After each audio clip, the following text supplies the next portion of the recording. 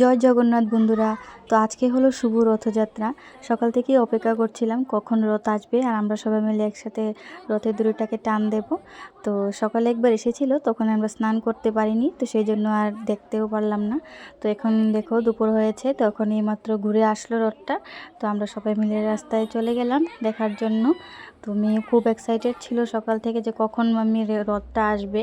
তো প্রতি বছরই আসে, এখানে পাড়ার ছোট ছোট ছেলেরা নিয়ে আসে রথটাকে। দেখো খুব সুন্দর করে, দেখো এই রথের এই মন্দিরটাকে সাজিয়েছে। তো খুবই ভালো লাগছিল দেখতে। আর তোমরা কারা কারা রথের মেলায় যাবে অবশ্যই কমেন্টের মাধ্যমে জানিয়ে দিও। আর আমাদের এই রথের ভিডিওটা কেমন হয়েছে তো অবশ্যই কমেন্ট করে জানাবে।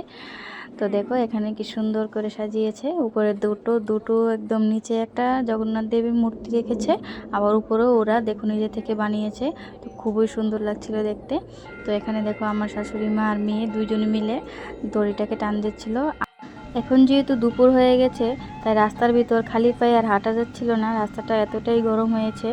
তো ওরা দুজন দড়িটা টান দেওয়ার পর তো এখানে আমিও চলে আসলাম দেওয়ার জন্য। তো বছরে একটা দিন আসে, যেহেতু রাস্তার সামনে পাড়ার মধ্যে দিয়ে বের হয়, তো অবশ্যই এই জিনিসটা কেন মিস করব।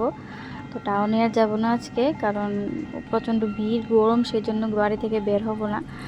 তো এখানে দেখো আমিও টান দিচ্ছিলাম, আর ক্যামেরাটা মেয়ে করে দিয়েছে, তার জন্য ভালো করে করতে পারিনি, তো তবুও করলাম। দেখো খুব সুন্দর করে যাচ্ছে রোডটা, তো ভালোই লাগছিল দেখতে। তো ইতিমধ্যে আমাদের পাশের বাড়িতেও নিয়ে গিয়েছে ওরা, তো ওদের বাড়িতেও একটু গিয়েছিলাম। আর আজকে যারা যারা এই রথটা বের করেছে, তো তাদের সঙ্গে পরিচয় করিয়ে দিচ্ছি। এই দেখো এই ছোটো ছোটো কচিকাচারা নিয়ে বের হয়েছে, দেখো খুবই সুন্দর লাগছে। তো ওরা বের করার কারণেই আমরা রথের দড়িটা টান দিতে পেরেছি।